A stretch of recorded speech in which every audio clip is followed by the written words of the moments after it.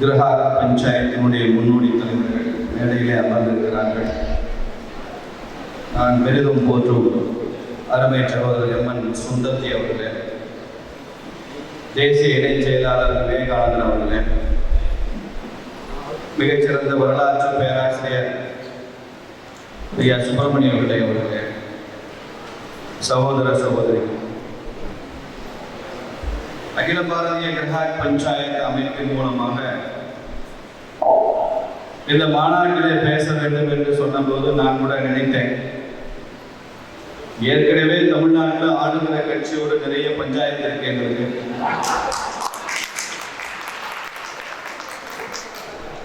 நிறைய பேரோட பஞ்சாயத்து பண்ணி தான் தமிழ்நாட்டில் பிஜேபி அரசியல் செய்து கொண்டிருக்கிறோம். புதிதாக ஒரு பஞ்சாயத்து தேவையா என்று நினைத்தேன்.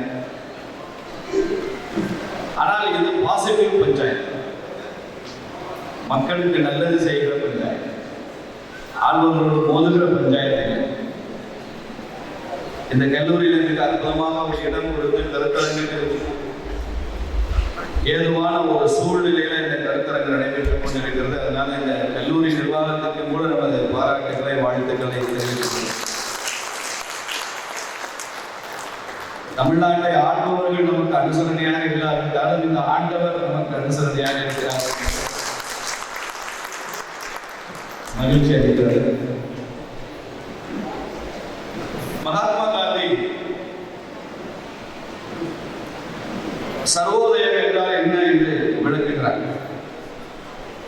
3 அடிப்படையான கருத்துக்களை மையமாக வைத்ததுதான் சர்வோதய கருத்து என்று. சர்வோதயம்னா வெல்ஃபேர் ஆஃப் ஆல், எல்லோரும் நன்றாக இருக்க வேண்டும் என்று நினைப்பது சர்வோதயம். வெல்ஃபேர் ஆஃப் எ ஃபியூ, இதுதான் முதலாளித்துவம். முதலாளித்துவ சிந்தனை என்ன? சமுதாயத்தில் யாரோ சிலர் தொழில் உற்பத்தி செய்வார்கள், பொருளாதாரத்தில் உச்சத்தில் இருப்பார்கள், அவர்கள் மூலமாக உருவாகுகிற செல்வம் அது சமூகம் முழுக்க சென்று பரவும். அதனால ஒட்டுமொத்த சமுதாயம் நன்றாக இருக்க வேண்டும் என்று நாம் நினைக்க வேண்டிய அவசியம் இல்லை. யாரோ சிலர் நன்றாக இருந்தால் போதும், அதனுடைய பலன்கள் எல்லாருக்கும் போகும். The rising tide rises all its boats அப்படின்னு சொல்லுவாங்க. ஒரு கடல்ல அலை உயர்ந்து வந்தால் அந்த கடல் மேல நிறுத்தி வைக்கப்பட்டுள்ள படகுகள் எல்லாம் வராதுப்போம். இப்ப இந்த திருச்சியில யாரோ ஒரு 500 பேருக்கு கார் வாங்குறாங்கன்னு வச்சுக்கோங்க. திருச்சி மக்கள் தொகை 10 லட்சமா இருக்கலாம். ஒரு 500 1000 பேர் தான் கார் வாங்குறாங்க அப்படின்னா அந்த 1000 காருக்கு எத்தனை பெட்ரோல் கொண்டு வரும், அந்த 1000 காருக்கு எத்தனை டிரைவர் வேணும், எவ்வளவு ஒர்க் ஷாப்ஸ் இருக்கணும், எத்தனை மெக்கானிக்ஸ் இருக்கணும், எத்தனை ஸ்பேர் பார்ட்ஸ் கடைகள் வரும், இந்த 1000 காருக்கு மட்டும் புதுசாக எத்தனை ஸ்பேர் பார்ட்ஸ் கடைகள் வரும். இப்படி கணக்கு பண்ணா இந்த 1000 கார் உற்பத்தி மூலமா சமுதாயத்தில் ஒரு 5000 பேருக்கு மேல வேலை கிடைக்கும். இதான் முதலாளித்துவத்தினுடைய அடிப்படை அணுகுமுறை. அப்படிதான் மேற்கத்திய நாடுகள்லாம் வளர்ச்சி வருது. இதற்கு நேர் எதிர்மறையாக welfare of a few, welfare of many, பெரும்பான்மை மக்களின் நலன். பெரும்பான்மை மக்கள் தான் தொழிலாளர்கள், விவசாயிகள், பாட்டாளி மக்கள் என்றெல்லாம் சொல்லி ஒரு பொம்மாத சித்தாந்தத்தை காண்பித்து முதலாளித்துவத்திற்கு மாற்றாக கம்யூனிசம் உருவாச்சு. கம்யூனிசம் என்ன பாடுபட்டுச்சுன்னு உங்களுக்கு தெரியும். இன்னைக்கு உலகத்துல எங்கேயும் கம்யூனிசம் சொல்லிக்கொள்ள நாடு இல்லை. பல நாட்டினுடைய பெயர்கள் இருந்து அந்த சோசியலிஸ்ட் வார்த்தை எடுத்துட்டாங்க. ஒரு காலத்துல USSR, United Soviet socialist Russia, இன்னைக்கு வெறும் ரஷ்யா தான் இருக்கு. சோசியலிஸ்ட காணா, சோவியத்தை காணா போச்சு. உலகம் எல்லாம் கம்யூனிசம் இறந்து போச்சு. இந்தியாவில் கொஞ்சம் இருக்கு, தமிழ்நாட்டில் கொஞ்சம் இருக்கு. அது 25 கோடி அப்போ கொடுக்கறதுக்கு ஆளுநர் கட்சிங்கிறதுனால அது ஓடிக்கொண்டு. இது வெல்ஃபேர் ஆஃப் மெனி. ஆனால் நடைமுறையில் அது வெல்ஃபேர் ஆஃப் எ ஃபியூ ஆகி யாரோ சிலர் குழப்பங்கள்தான் கம்யூனிசம் ஆகி போச்சு. பாரத நாட்டினுடைய சித்தாந்தம் ரெண்டுமே இல்லை. நம்ம சித்தாந்தம் முதலாளித்துவம் இல்லை, கம்யூனிசம் இல்லை. நம்ம வெல்ஃபேர் ஆஃப் ஆல், எல்லோரும் நன்றாக இருக்க வேண்டும், எல்லோரின் நலன் ஒரு பொருளாதார இருக்க வேண்டும் என்று நினைக்கின்றோம். வெல்ஃபேர் ஆஃப் ஆல் என்று சொல்வதில் கூட வெல்ஃபேர் ஆஃப் தி லாஸ்ட், அந்த கடைசி மனிதன் நன்றாக சமூக வரிசையில கடைசியா நின்று கொண்டிருப்பான் ஒரு மனிதன். கல்வி அப்படின்னா கடைசியில இந்த பள்ளிக்கு செல்ல வாய்ப்பே இல்லாமல் ஒரு மனுஷன். உணவு என்று எடுத்துக்கொண்டால் அந்த கடை நிலையில ஒரு மனுஷன் இன்னைக்கு கூட சாப்பாடு இல்லாம யாரோ கொஞ்சம் பேர் இருப்பான். ஹெல்த் கேர்னு சொன்னா இன்னும் அடிப்படை மருத்துவ வசதிகள் கிடைக்காம யாரோ ஒரு கடை நிலையில மனிதன் இருப்பான்.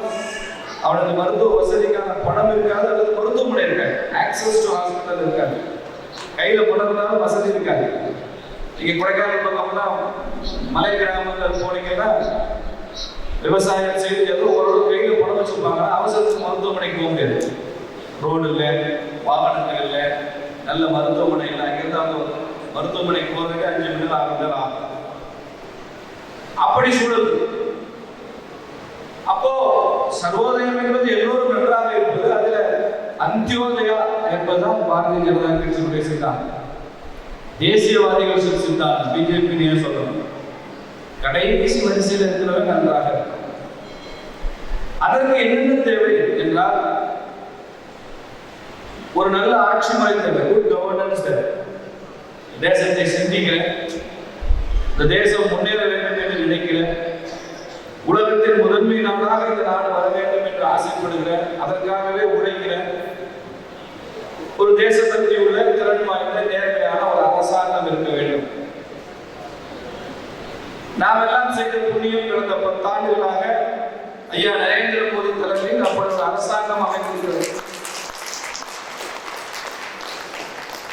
தமிழ்நாட்டில் அவர் சரியான அரசாங்கம் அமையவில்லை. அதுல இப்ப தமிழ்நாட்டில் என்ன பிரச்சனை, ட்ரெயின் நல்ல ட்ரெயினா இருக்கு, தேசம் நல்ல ட்ரெயின், நாம் உட்கார்ந்துக்கிற கம்பார்ட்மெண்ட் சரியில்லாத கம்பார்ட்மெண்டா, கோச்சு சரியில்லை. அதனால சுந்தரன் அந்த ரயில்வே டிபார்ட்மெண்ட் எக்ஸ்பர்ட் இந்த கோச்சையும் சரி பண்ண வேண்டிய பொறுப்பு உங்ககிட்ட இருக்கு, கிரக பஞ்சாயத்து இருக்கு, தமிழ்நாட்டையும் சரி செய்ய வேண்டிய பொறுப்பு. அப்படி ஒரு நல்ல அரசாங்கம் இருக்கு. ஆனால் ஒரு அரசாங்கத்தால் மாத்திரம் மக்களுக்கான நலன்களை முழுமையாக கீழே கொண்டு போக முடியாது. அப்போ அந்த அரசாங்கத்திற்கு தொழில் இருக்கிற, இந்த தேசத்தை பற்றி கவலைப்படுகிற, அதனால நான் காந்தியை பற்றி சொல்றேன். 3 அடிப்படை கொள்கைகள் சொல்கிறார்கள்.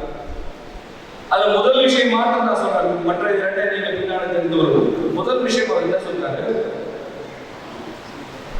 பொது நலனில் தான் தனிநபர் நலன் அடங்கி உள்ளது என்பதுதான் முதல் விஷயம் என்று சொல்றார். பல பேர் நம்ம வாழ்க்கையவே தவறாக மாற்றி புரிந்து கொள்வோம். நான் நல்லா இருந்தா, நீ நல்லா இருந்தா சமுதாயம் நல்லா இருக்கு. எனது நலன்களை நான் என் வீட்டில் எனக்கு சாப்பாடு இருந்தா, உங்க வீட்டில் அவனுக்கு சாப்பாடு இருந்தா, இவர் வீட்டில் இவருக்கு சாப்பாடு இருந்தா, ப்ரொஃபசர் வீட்டில் அவருக்கு சாப்பாடு இருந்தா, நம்ம எல்லாருக்குமே சாப்பாடு இருக்கும் இல்லை? அப்புறம் என்ன பிரச்சனை? அப்படி தனிநபர் நன்றாக இருந்தால் தேசம் நன்றாக இருக்கும், சமூகம் நன்றாக இருக்கும். அப்படி அல்ல, தேசம் நன்றாக இருந்தால்தான் தனிநபர் நலன்கள் அது நன்றாக இருக்கும். என் வீட்டில் மாத்திரம் கொசு வரக்கூடாதுன்னு நான் நினைச்சேன்னா நான் கொசுவலை கட்டிக்கலாம், ஆள் அவுட்டு குட் நைட் எல்லாம் போடலாம். கரெக்டா பேர் வச்சுக்கலாம் பாருங்க. தொடர்ந்து நீங்க குட் நைட் பயன்படுத்துறீங்கன்னா ஆள் அவுட்டு, அதனால கரெக்டா வச்சுக்கலாம். அப்புறம் கொசுவோட விளையாடுறதுக்கே ஒரு பேட் வச்சுக்கலாம். அது இன்னும் ஒலிம்பிக்ல அறிமுகமாகல. ஒரு பேட் வச்சு ராத்திரி அடிச்சுட்டே நம்ம கொசுவோட ஏதோ ஒன்று செஞ்சு கொசுவை கண்ட்ரோல் பண்றோம். நம்ம முயற்சியெல்லாம் எப்படி இருக்கு? என் வீட்டில் கொசு இருக்கக்கூடாது, என் வீட்டில் கொசு இருக்கக்கூடாது என்று நான் செய்கிற முயற்சினால திருச்சியில கொசு இல்லாம இருக்குமா? திருச்சி நகரம் முழுக்க கொசு இல்லாம ஒழிஞ்சு போகுமா? அதை ஒரு முன்னேற்ற பயன்படுத்துறாங்க. இப்ப இப்படி மாற்றி வசிப்போம். திருச்சியில கொசு இருக்கக்கூடாதுன்னு நினைப்போம். அப்ப நம்ம பேட் வாங்கி அடிக்க மாட்டோம், கொசுவை கட்ட மாட்டோம். திருச்சி நகருக்கே கொசுவை கட்டுறது. அப்போ நம்ம குப்பைகளை சுத்தம் செய்வோம், சாக்கடைகளை சுத்தம் செய்வோம், அங்கங்கே கழிவுநீர் தேங்காம பார்த்துவோம், ஹைஜீனிக் ஸ்டாண்டர்ட் மெயின்டைன் பண்ணுவோம். அப்போ கொஞ்சம் கொஞ்சமா கொசு குறைந்து முற்றிலும் கூட இல்லாமல் போதும். திருச்சியிலேயே கொசு இல்லைன்னா நம்ம வீட்டில் கொசு இருக்குமா? வாய்ப்பே இருக்கு. நான் மாத்திரம் நல்ல தண்ணீர் குடிக்கணும்னு நினைச்சிட்டு பாட்டில் தண்ணி வாங்கி குடிச்சிருந்தா, அதனாலதான் காவேரி அழுக்கா இருக்கு. காவேரி சுத்தமா இல்லை. முன்னாடிலாம் ரயில்வே ஸ்டேஷன்ல போய் நாங்கள் சின்ன வயசுல தண்ணி குடிப்போம். ஏன்னா ரயில்வே ஸ்டேஷன்ல வர தண்ணீர், டேப்ல வர தண்ணி அவ்வளவு சுத்தமா இருக்கும், நம்பி குடிக்கலாம் அப்படின்றது முந்தைய காலத்துல நம்பிக்கை. ரயில்வே ஸ்டேஷன்ல தண்ணி, பிளாட்ஃபார்ம்ல இப்ப எந்த தண்ணியிலையுமே குடிக்க முடியாது. நாம எப்ப நமக்குன்னு தண்ணி தனியா வாங்கி குடிக்க ஆரம்பிச்சோமோ அப்ப நம்ம நீர்நிலைகளை கெட்டு போறதை பத்தி நம்ம கவலைப்படல. கிணறு குளங்கள்லாம் குடிநீர் ஸ்டாண்டர்ட்ல இருந்து குறையில குடிக்க முடியாம இருக்கு. மனிதர்கள் குடிக்க முடியவில்லை என்பது வேற. இப்ப ஆடு மாடு குடிக்க முடியாத நிலை வந்துருச்சு குளங்கள், கிணறுகள்லாம். அப்போ அந்த ஸ்டாண்டர்ட் குறையுது. நான் மாத்திரம் நல்லா இருக்கணும்னு நினைச்சதுனால நீர்நிலைகள் கெட்டு. முன்னாடி நமது முன்னோர்கள் எல்லோரும் நீர்நிலைகளை சுத்தமா வைத்திருப்பதனால தனியா தண்ணி தூக்கி போக வேண்டிய அவசியம் இல்லை. ஒரு 50 வருஷத்துக்கு மேல, 50 வருஷத்துல ஒரு 20 வருஷத்துக்கு மேல கூட தண்ணீரை சுமந்து கொண்டு செல்கிற கலாச்சாரம் இந்தியாவில் எங்கேயுமே கிடையாது. எங்கே போனாலும் தண்ணி கிடைக்கும், இலவசமாகவும் தண்ணி கிடைக்கும், சுத்தமாகவும் தண்ணி கிடைக்கும். ஒரு ஹோட்டல்ல போய் தண்ணி கொடுப்பாங்க. அப்ப அந்த நிலையெல்லாம் மாறுவதற்கு என்ன காரணம் என்றால், சமுதாயத்தில் எங்கேயோ ஒரு இடத்துல ஆரம்பித்த ஒரு வியாதி, நான் மாத்திரம் நன்றாக இருக்க வேண்டும், எனது நலன்களை மாத்திரம் நான் காப்பாற்றிக் கொள்ளணும், சமுதாயத்தை பற்றி எனக்கு கவலை. அப்படி எல்லோரும் நன்றாக ஆரம்பிச்சதுனால சமுதாயம் சீரழிந்து கணக்கு வழக்கற்ற சுரண்டல், அதிக லாபம், கொள்ளை லாபம், இதெல்லாம் தானே கன்சியூமர் மூவ்மெண்ட்ல இருக்கக்கூடிய பிரச்சனை. இன்னைக்கு நம்ம தேசம் 142 கோடி மக்கள் தொகைன்னு சொன்னாங்க. இப்ப நம்ம பேசிட்டு இருக்கிற 2 வினாடியில நம்ம எப்படி இருக்கும்? அவ்வளவு வேகமா ரேட் ப்ரொடக்ஷன் போயிருக்கும். இவ்வளவு பெரிய சந்தை உலகத்துல எந்த கார்பரேட் கிடைக்க யோசிச்சு பாருங்க. ஒட்டுமொத்த ஐரோப்பா மக்கள் தொகை கூட்டினா கூட 140 கோடி மக்கள் தொகை வரணும். என்டையர் யூரோப்பிய கூட்டினா 20-25 கோடி வரலாம், அவ்வளவுதான். அமெரிக்காவை கூட்டினா ஒரு 28-30 கோடி. எந்த நாட்டில் 140 கோடி மக்கள் இருக்காங்க? சீனா இருக்காங்க. சீனா வந்து அன்பெனிட்ரபிள் மார்க்கெட், உள்ள நுழைய முடியாது, கம்யூனிஸ்ட் ரெஜிம். இந்தியாவில் யாராலும் நுழையலாம், எந்த நிறுவனம் நுழையலாம், எவ்வளவு வேணாலும் நம்ம வியாபாரம் செய்யலாம், நாம் வரவேற்கிறோம். அவர்களுக்கு கொள்ளை லாபம் அளிக்கலாம், சுரண்டலாம். அப்போ இந்த பொதுநலனுக்கான ஒரு தீர்வு, இந்த தீமைகளிலிருந்து நம்மை மீட்டெடுக்க வந்த ஒரு இயக்கம் தான் இந்த அகில பாரத கிரகாக் பஞ்சாயத்து என்பதை பொதுநலன் கருதி நமது பணியை செய்ய. இது கன்சியூமர் ப்ரொடெக்ஷன், நமக்கு நுகர்வோர் ப்ரொடெக்ஷன் மாத்திரம் இல்லை, ஒரு இண்டிவிஜுவலுக்கான முயற்சி இல்லை. நான் இங்க போய் அந்த எக்ஸிபிட் எல்லாம் இங்க பார்த்து வந்தேன். பின்னால் எந்த இடத்துலையுமே ஒரு குறிப்பிட்ட நபர் அவர் விளக்கத்தை கோர்ட்டுக்கு போனாங்க, அவர் அது பணம் கிடைச்சது, அவர் சந்தோஷமாயிட்டார், அந்த நுகர்வோர் அப்படிங்கிற எக்ஸிபிட் எதுவுமே இல்லை. எல்லாமே பொது நலன் தேவையாக நமது போராட்டம், நமது ஆர்ப்பாட்டம், நமது கோரிக்கை, இதற்கு கிடைத்த வெற்றியாக தான் இதெல்லாம் பதிவு செய்யும். அப்போ மற்ற இந்தியா முழுக்க இருக்கிற நுகர்வோர் இயக்கங்களுக்கும் அகில பாரத கிரகாக் பஞ்சாயத்துக்கும் என்ன வித்தியாசம், அதை சொல்லத்தான் நம்ம. மற்ற பல நிறுவனங்கள் ஒரு தனி நபர் நுகர்வோருடைய நலன்களுக்காகவும் போராடும். அகில பாரத கிரகாக் பஞ்சாயத்து ஒட்டுமொத்த தேசத்திற்காக போராடுகிற பாடுபடுத்த கொண்டிருக்கிறாங்க. அதனாலதான் இது அகில பாரதிய என்று சொல்லுவோம். தேச நலன், தேச நலன்னா மக்கள் நலன், மக்கள் நலன்னா சமூக நலன். அந்த அளவுக்கு இன்னைக்கு நிறைய மாற்றங்கள். இது பெரிய உலக மல்டிநேஷனல் கம்பெனிஸுடைய கார்பரேட்டுடைய வேட்டைக்கான இந்த தேசம் மாறிவிட முடியாது. இந்திய வணிக நிறுவனங்களாக இருந்தாலுமே அவர்கள் கொள்ளையடித்து சுரண்டி போவதற்கான ஒரு இடமாக இருக்கக்கூடாது. சாதாரண மனிதனுடைய உரிமைகள் மிகவும் முக்கியம். ஒரு நுகர்வோர் வந்து எனக்கு ஒரு பொருள் கிடைக்கணும், அது நல்ல தரத்தோடு கிடைக்கணும் என்ற உரிமை அவனுக்கு இருக்கு. கலப்படம் இல்லாமல் நல்ல தரத்துடன் இருக்கணும், சரியான இடையில் இருக்கணும், அந்த உரிமை அவனுக்கு இருக்கு. அதுக்கு பொருத்தமான விலையா இருக்கணும், அந்த உரிமை அவனுக்கு இருக்கு. சரியான நேரத்தில் அது எனக்கு கிடைக்கணும், டெலிவரி டைம், எனக்கு அந்த உரிமை இருக்கு. அதுல ஏதாவது குறைகள் இருந்தால் நான் உன்னிடம் சொன்னால் நீ அதை சரி செய்து தர வேண்டும், அந்த உரிமை அவனுக்கு இருக்கு. என் பிரச்சனைகளை நீதிமன்றமோ அரசாங்கமோ வணிக நிறுவனங்களோ நான் குறை என்று சொன்னால் அதை கேட்க வேண்டும் என்கிற அதிகாரம், உரிமை அவனுக்கு. ராஜாஜி அவர்கள் எழுதின ஒரு பாடல், குறை ஒன்றும் இல்லை மறைமூர்த்தி கண்ணா அப்படின்னு ராஜாஜி பாடுவார். குறை ஒன்றும் இல்லை மறைமூர்த்தி, ரொம்ப சுப்பரட்சி பாடுறாங்க. அது ஆன்மீகம், இது லௌகீகம். நாம குறையை தவிர ஒன்றுமே பார்க்க கூடாதுங்கிறது தான் கிரக பஞ்சாயத்தோட அடிப்படை. நாம குறை ஒன்றும் இல்லை மறைமூர்த்தி கண்ணான்னு பாடுறா கிரக பஞ்சாயத்து வேலை செய்ய குறை கண்டுபிடிக்கும். எந்த அளவு குறை கண்டுபிடிக்கணும்? பிஜேபி ஆட்சியாக இருந்தாலும் குறை கண்டுபிடிக்கணும். உங்க ரயில்வே எப்படி தப்பு போட்டது, உங்க பிஎஸ்என்எல் தப்பா நடக்குது, உங்க ஸ்டேட் பேங்க் ஆஃப் இந்தியா வாடிக்கையாளர்களை கொள்ளையடிக்கிறீங்க சொல்லணும். ஏன்? அரசியல்வாதியா இருக்கிறதுனால எல்லாமே தெரியும் அர்த்தம் இல்லை. ஆனால் அதை நேர்மறையாக அக்கறையோடு மனசுல ஒரு வருத்தத்தோடு அதை சொல்வதுதான் ஒரு கம்யூனிஸ்ட் தீக்காரனுக்கும் ஒரு ஆர்எஸ்எஸ் காரனுக்கு என்ன வித்தியாசம்? ரெண்டு பேருமே அநீதி நடப்பதை விரும்ப மாட்டாங்க. கோபத்தோடு பேசினாங்க அவன் கம்யூனிஸ்ட், வருத்தத்தோடு பேசினாங்க அவன் ஆர்எஸ்எஸ் ஸ்வயம் சேவக்.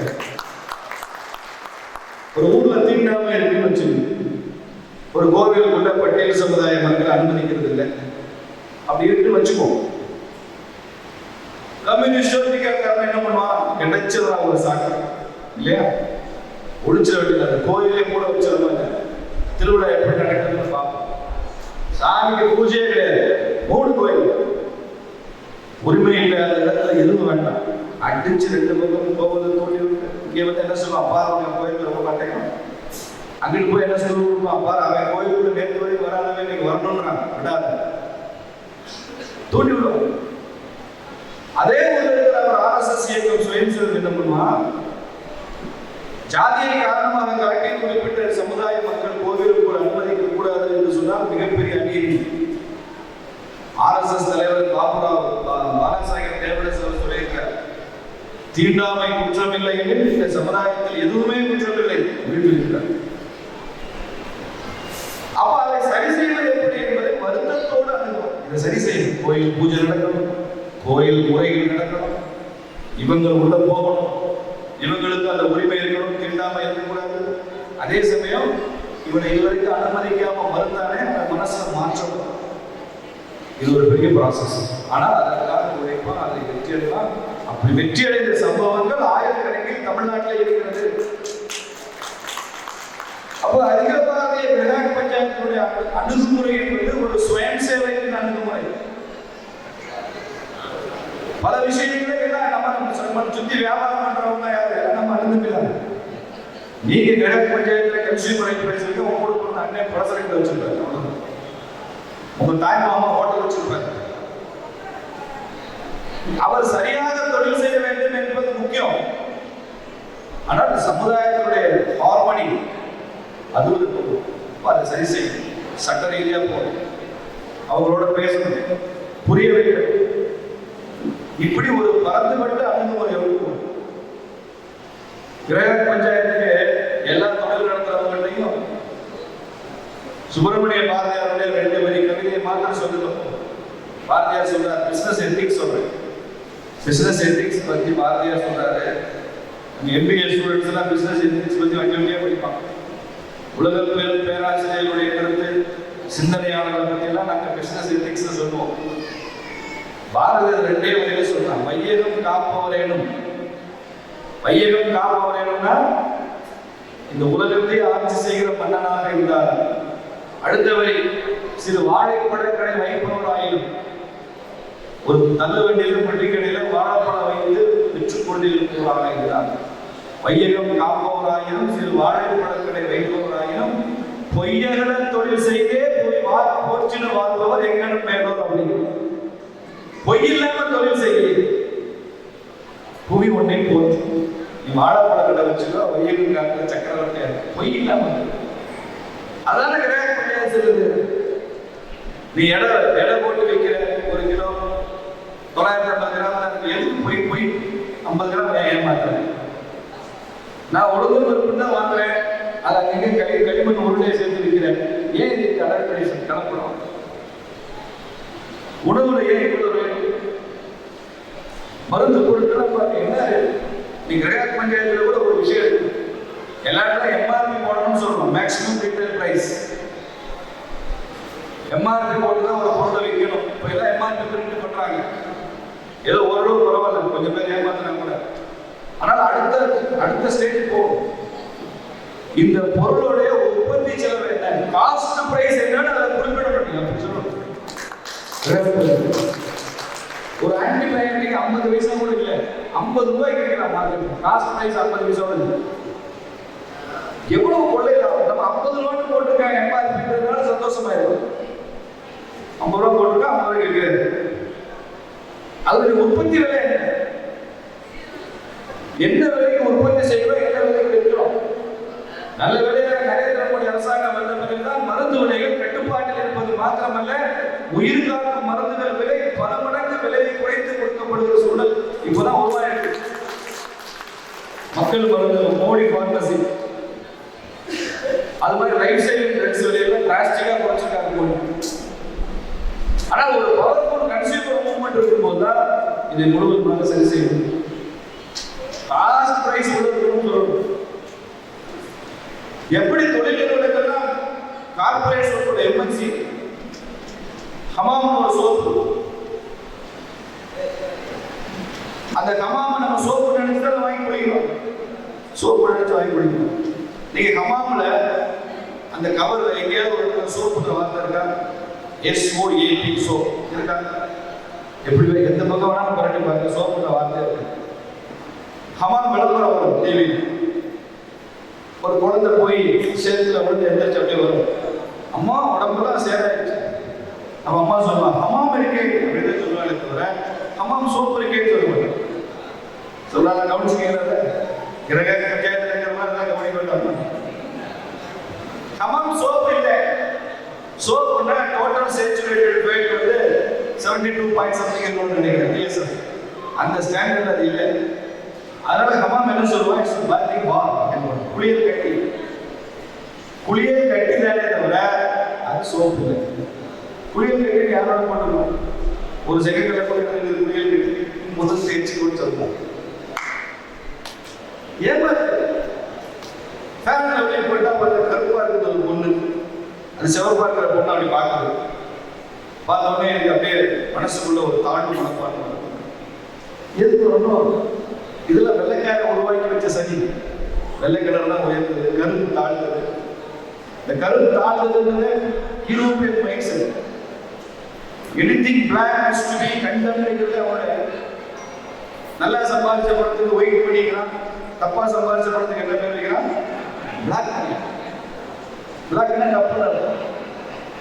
ஷேர் மார்க்கெட் அப்படியே ஒரே நாள்ல கிராஷ் ஆச்சுன்னா பிளாக் ஃப்ரைடே, கருப்பு வெள்ளி. ஒரு பெரிய விபத்து நடந்துச்சு, பிளாக் டே அப்படிமா. மார்க்கெட்ல கள்ளச்சந்தை இருந்து பிளாக் மார்க்கெட்டுமா, அப்படிதானே? Black market, black Friday, black day, black money. அப்போ பிளாக் தான் கேவலம், இல்லீகல், மோசம், அவமானம். இது எல்லாத்துக்கும் பிளாக். செஸ் விளையாடுறது பாத்துறீங்களா? யார் ஃபர்ஸ்ட் மூவ் பண்ண முடியும்? ஒயிட்டா பிளாக்கா? நீங்க எந்த பக்கம் விளையாடினாலும் அதை பத்தி கவலை இல்லை. முதல் மூவர் யாரு? The first mover advantage goes to white. Black first mover. Carrom board விளையாடுறவங்க பிளாக் ஒரு பாயிண்ட் தான், ஒயிட்டுக்கு எத்தனை பாயிண்ட்? 2 பாயிண்ட். என்னைக்கு இந்த white is superior, black is inferior உருவாக்கிட்டே இருப்பாங்க. அந்த எண்ணம் தான் நமக்கு உருவாக்கிட்டா. பொண்ணு கருப்பா இருக்க வேண்டாம். தமிழ்நாட்டில் கருப்பா தான் இருப்பான், கருப்பு தான் அழகு, கருப்பு தான் அழகு, கருப்பா தான் இருப்பான். நானே கொஞ்சம் கருப்பாக கவலைப்படுறோம். கருப்பாக அரசியல் ஒரு கெட்டு. எம்ஜிஆர் தவிர மற்ற யார் சிறப்பாக இருந்தாலும் எடுக்கல அரசியல். கிருஷ்ணன் சொல்ற, கிருஷ்ணன் கருப்பு, கிருஷ்ணன் தான் கருப்பு. இந்த வார்த்தைக்கே கருப்புசாமி கொண்டாடுற அந்த சாமி வந்து கருப்புசாமி. பல பேருக்கு குலதெய்வம் கருப்புசாமி. அதே மாதிரிதான் லலிதா சகஸ்ரநாமத்துல ஷியாமலன் வரும். பார்வதிக்கு ஷியாமலான்னு ஒரு பேர் இருக்கு. ஷியாமலான்னு என்ன தெரியுமா? நம்ம தேசிய கீதத்துல வந்தே பாரத ஒரு ஜெய்ஷியாம் மாதம்னு பாடுற ஷியாம் என்ன கரிய கிரகத்துல வரை நடத்தும், கருப்பாயும் நடத்தும், கருவாச்சி நடத்தும். எங்க ஊர் மீனாட்சி கருவாச்சி, சுந்தரர் தான் அப்படியே சொல்லுவாங்க மீனாட்சி கருவாச்சி. கருவாச்சி மாப்பிள்ளைக்கு பொண்ணுக்கு சிவந்த மாப்பிள்ளையை கட்டி வச்சுக்கோங்க. அப்போ கருப்பொண்ணு இன்ஃபீரியர் என்பது யூரோப்பியன் மைண்ட் செட். அதனாலதான் என்ன அந்த பொண்ணுக்கு கருப்பா இருக்கணும். உடனே இந்த பொண்ணு என்ன செய்யுது, ஃபேர் அண்ட் லவ்லி இதை போடு, இந்த ஃபேர் அண்ட் லவ்லி போட்டா சிவப்பாயிட்டேன். உடனே அந்த பொண்ணு ஃபேர் அண்ட் லவ்லி போடுது, அந்த விளம்பரம் சிவப்பாயிட்டேன். நான் கேட்கிறேன், ஃபேர் அண்ட் லவ்லியே சவுத் ஆப்பிரிக்கா போய் எல்லா பொண்ணுங்களும் ஆப்பிரிக்காவில் உள்ள பொண்ணுங்களுக்கெல்லாம் போய் ஃபேர் அண்ட் லவ்லி போடு, அப்படி எப்படி ஒயிட்டா வரான்னு பார்க்கணும். இப்போ ஏமாத்தானே அவன் ப்ராடக்ட் விற்கிறது தானே. அப்போ நம்ம பொருள் இருக்கணும்னா நம்ம கல்ச்சரை மாற்றணும். கல்ச்சரை மாத்தாம பொருள் விற்க முடியாது. பெப்சியும் கோலாவும் போட்டி போடும். பெப்சி கோலா இந்த தண்ணி பாட்டில் பிசினஸ் வந்தான் ஒரு 20 வருஷத்துக்கு முன்னாடி இல்லையா. அந்த பெப்சி கோலாவோட சீஃப் கிட்ட கேட்டாங்க, நீங்க இந்தியாவில் ட்ரிங்கிங் வாட்டர் மார்க்கெட்ல யாரை போட்டியாளர் நினைக்கிறீங்க அப்படின்னு கேட்டாங்க. கேள்வி கேட்டு வந்து நினைச்சாங்கன்னா கொக்கோ கோலாவை தான் சொல்லுவாங்க பையன். அதை உடனே ஃபிளாஷ் பண்ணலாம் நியூஸ்ல, எப்படி பெப்சிக்காரன் கொக்கோ கோலாவை தான் காம்படிட்டர்னு சொல்லுவான் அப்படின்னு ரொம்ப ஆர்வமா இருந்தான். ஆனா அந்த பெப்சிக்காரன் சொன்னா, எங்களுக்கு ரொம்ப பெரிய காம்படிட்டர் சேலஞ்சர் தெரியுமா இந்தியால, குடிக்கும் தண்ணியில இலவசமா கொடுக்கணும், காசு கொடுத்து தண்ணி கொடுக்க கூடாதுன்னு இந்தியன் மைண்ட் செட்ல நினைக்கிற மாதிரி. அதுதான் எங்களுடைய காம்படிட்டர். குடிக்கிற தண்ணீருக்கு விலை வைக்க கூடாதுன்னு நினைக்கிற இந்தியன் மைண்ட் தான் எங்களுக்கு போட்டி அப்படின்னு சொன்னாங்க. இப்பதான் 20-25 வருஷம் ஆச்சு. இன்னைக்கு எல்லாரையும் தண்ணி கொடுத்து காசு குடிக்க வச்சுட்டாங்க. காசுக்கு தண்ணியை வந்து வச்சுட்டான்னு கவலைப்படாங்க, கல்ச்சரை மாத்திட்டான்னு கவலைப்படுங்க. நமக்கு பண்பாட்டை மாத்திட்டான். இன்னைக்கு போங்க காலேஜ் கேன்டீன்ல, நாங்களாம் காலேஜ்ல கேன்டீன்ல இருக்கிறப்ப பூரி இருக்கும், இட்லி இருக்கும், ஸ்பெஷல் தோசை இருக்கும். இன்னைக்கு எந்த கல்லூரி கேன்டீன்லயாவது இட்லி கிடைக்குதா? இருக்கா? பிஸா, பர்கர், கோக், இட்லி சாப்பிட்டாங்க.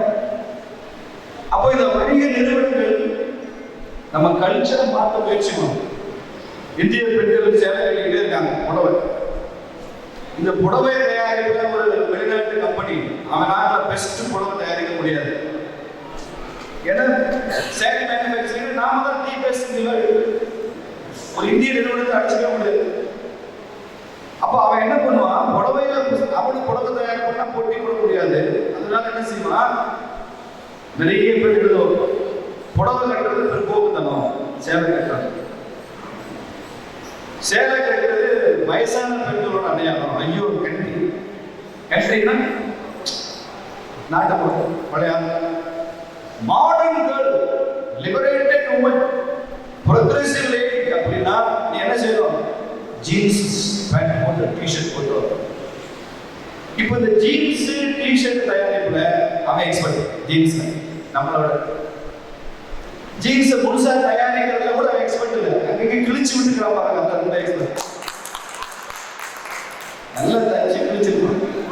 ஏர் கண்டிஷன் உடம்புக்கு ஒரு ஏசி தேவைப்படுது, அங்கே கிழிச்சு விட்டுறான். பணக்கார வீட்டு கிடையாது, 3-4 கார் வீட்டு வாசல் நிற்கிட்டு இல்லை. ஒவ்வொரு காரும் 1 கோடி 2 கோடி. அந்த பொண்ணு வெளியில வந்து ஜீன்ஸ் எல்லாம் தொடையில எடுப்புல எல்லாம் கிழிச்சு போட்டு அந்த வீட்டு வாசல் நிற்கிற பிச்சைக்காரங்க அப்படிதான் கிழிச்சு போட்டீங்கன்னா பிச்சைக்காரன் காசு. அப்ப இந்த ஜீன்ஸ் போடு, டிஷர்ட் போடு பெண்கள் மனசை மாத்தினா அப்பதான் நீ விடுதலை அடைந்த பெண்மணின்னு சொன்னா ஜீன்ஸ் பேண்ட் விற்கும், சேலை ஏற்பட குறையும். புரியுதா உங்களுக்கு? கல்ச்சரை மாற்றணும். இட்லியும் தோசை திங்கிறதுலாம் கேவலம்.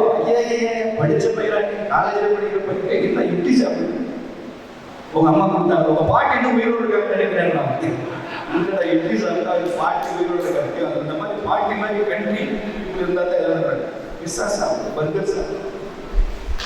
They will change our culture and then they will promote their products. கிராம பஞ்சாயத்துக்கு இதெல்லாம் பெரிய கடமை இருக்கு. எந்த பொருளா இருந்தாலும் அந்த பொருளுக்கான உரிமை, அதற்கான நுகர்வோர், அதற்கான பாதுகாப்பு, விலை, தரம், எடை, அதெல்லாம் பார்ப்போம். அதெல்லாம் வேற. ஆனா கிரக பஞ்சாயத்துக்கு வெறும் ரைட்ஸ் மாத்திரம் இல்லை, வேற எந்த நுகர்வோர் இயக்கத்துக்கு உரிமை மட்டும்தான் இருக்கு. அகில பாரத கிரக பஞ்சாயத்துக்கு நுகர்வோர் கடமையும் இருக்கிறது என்பது நான் சொல்றேன். நுகர்வோர்களுக்கு கடமை இருக்கின்றது நீங்க சொல்லுங்க. நம்ம நாட்டு கல்ச்சரை ப்ரொமோட் பண்ணணும், ப்ராடக்ட்ஸ் இந்தியாவை ப்ரொமோட் பண்ணணும். வெளிநாட்டு கம்பெனி பொருட்களுடைய பயன்பாட்டை முழுவதும் தவிர்க்கணும், முடிந்தளவாக தவிர்க்கணும். சில சமயம் முழுவதும் முடியாது. நம்ம இந்திய பொருள் வாங்க நாங்கள் சுதேசி இயக்கத்தில் பிரச்சாரம் பண்ணோம். இதெல்லாம் பார்த்தா எம்என்சி இந்திய கம்பெனியை வாங்கிட்டு இருக்காங்க. அதெல்லாம் இந்திய கம்பெனியை வாங்கிட்டு அப்போ முடிஞ்சளவு வெளிநாட்டு கம்பெனி ஒரு காலத்துல ராஜீவ் காந்தி பிரதமர் ரொம்ப popular. Be Indian buy Indian அப்படின்னு பக்கத்தில் சோனியா காந்தி மெசேஜ் கேர் பண்ணுவாங்க. Be Indian buy Indian. ஆனா இப்ப திமுக மாதிரி கட்சிகள் வேற. பி இந்தியன் பை இந்தியா வாங்கி இந்தியாவில் விலைக்கு வாங்கியிருக்காங்க. இது அடுத்த stage. Swadeshi stage. Be a proud Indian buy Indian promote Indian pride. இது ரொம்ப முக்கியம். பொருட்களுக்கு பின்னாலே தேசபக்தி இருக்கு. நாங்க ஒரு தடவை இந்த மாதிரி விருதுல ஒரு கவிதை போட்டி வச்சிருந்தோம். நான் இன்னும் 2 நிமிஷத்துல முடிச்சோம். கவிதை போட்டி இதே மாதிரிதான் சுதேசி ப்ரொமோட் பண்றது. அப்போ ஒரு 7-8 படிக்கிற மாணவன் ஒரு கவிதை எழுதினான். அற்புதமான கவிதை. அவன் எழுதியிருந்தா, வெளிநாட்டு குளிர்பானங்களை ஸ்ட்ரா போட்டு குடியுங்கள், குனிவது உங்கள் தலை மாத்திரமல்ல இந்த தேசத்தின் தலை குடிகிறது. அடுத்த 2 வரிகள் இந்தியாவின் இளநீரை அண்ணாந்து குடியுங்கள், நிமிர்வது உங்கள் தலை மாத்திரமல்ல தேசத்தின் தலை குடிகிறது. நுகர்வோருக்கு ஒரு கடமை இருக்கு. நம்ம இவ்வளவு பேசிட்டு வெளியில போய் வெளிநாட்டு பொருளை வளர்ப்பதற்கான பையஸா இருந்தோம்னா அந்த காலத்துல வளரும். ஒரு ஊரோ ஒரு நகரமோ ஒரு தேசமோ ஒரு மாநிலமோ அந்த பொருளாதாரம் அந்த பகுதியில சுத்திட்டே இருக்கும். இது எப்ப வெளியில போகுதோ அப்ப அந்த லாபம் வெளியில போச்சுன்னா இந்த ஊர் ட்ரை ஆகி அந்த ஊர் வளரும். திருச்சியில நிறைய பேர் நல்லா சம்பாதிக்கிறாங்க. திருச்சியில சம்பாதிக்கிறவங்க திருச்சியில செலவழிக்கிறது. திருச்சியில சம்பாதிச்சுட்டு சென்னையில போய் செலவழிச்சீங்கன்னா சென்னை தான் வளரும், திருச்சி வளராது. பல பேருக்கு பெரிய பணக்காரங்க இருக்கான் எங்க ஊர்ல மதுரையில சம்பாதிக்கிறான். அவங்க முளை கல்யாணம் போய் சென்னையில கல்யாணம் பண்ணிருக்காங்க. ரிசப்ஷன் ரொம்ப கிராண்டா இருக்கிறாங்க. பல்லு வலியோட சென்னையில போய் ஒரு டென்டிஸ்ட பாக்குறாங்க. ஏதோ ஹார்ட் பிரச்சனைங்க உயிர் போயிடும்னா பரவாயில்ல, பல்லு மதுரையில் டென்டிஸ்ட் பார்க்கலாம்ல. எல்லாத்தையும் செலவெல்லாம் அங்கே சம்பாத்தியம் பண்றதுல. அப்ப என்ன ஆகும்? அந்த ஊர் இது ஏதோ நம்ம நாடு நம்ம மாநிலம் ஓகே. ஆனால் நாம சம்பாதிக்கிறது இங்க நம்ம வாங்குற பொருட்கள் வெளிநாட்டு பொருள் தான். அந்த லாபம் எங்க போகும்? ப்ராஃபிட் எங்க போகும்? வெளிநாட்டு. அந்த செல்வம் எங்க போகும்? அப்ப இந்தியா மெயினா நம்ம ஊர்ல ஒரு பிரசர் கடை வச்சுக்கிற அண்ணாச்சி,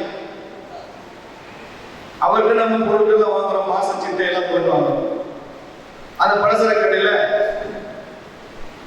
ஒரு நாள் மாரியம்மன் திருவிழா வருது நம்ம ஊர்ல நம்ம பகுதியில. அண்ணாச்சிட்ட போய் உரிமையா, அண்ணாச்சி மாரியம்மன் திருவிழாவுக்கு அன்னதானம் பண்ணணும், ஒரு 1000 பேருக்கு அன்னதானத்துக்கு ஹெல்ப் பண்ணுங்கன்னா ஒரு 1000 பேருக்கு முன்னாடி கூட ஒரு 500 பேருக்கு நான் திறக்க ஒத்துக்குவாரு. கேட்கறது கூட கேட்கணும். கேட்கறதுல நமக்கு என்ன கற்றுக்கணும்? கொடுக்குறதுலாம் கற்றுக்கிற கூட அர்த்தம் ஒரு சம்பாதிக்கிறாரு. கேட்கறதுல நமக்கு என்ன கற்றுக்கிறது? ஆனால் இவரெல்லாம் தாராளமாக கேட்கும்.